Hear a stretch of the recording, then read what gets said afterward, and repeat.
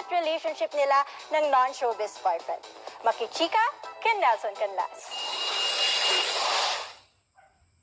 Sa post na ito ni Rita Daniela na coming soon nung Sabado, marami ang na-excite sa pag-aakalang may bago siyang proyekto. Kinabukasan sa All Out Sundays, ni-reveal ni Rita na nagdadalang tao siya. Hinintay daw ni Rita na matapos ang kanyang first trimester bago niya i-share ang good news.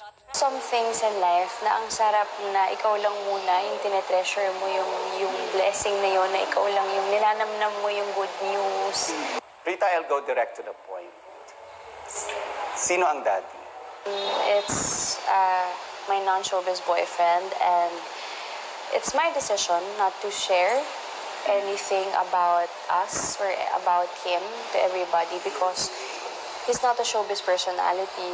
He's a private person, and our relationship has always been private. Hindi man daw planado ang pagbubuntis niya. Winelcome niya ito ng buong puso at perfect daw ang timing nito. Ang blessing daw na ito ang magtutuldok sa tila walang katapusang paghahanap ni Rita ng validation at pagmamahal. Am I enough? Was I good? Was I great? That has always been my struggle. But this blessing reminded me na, no, I won't feel that anymore.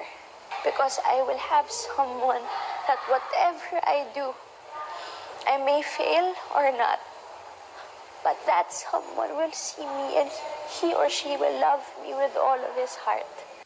Nelson Canlas, updated sa Showbiz Happenings.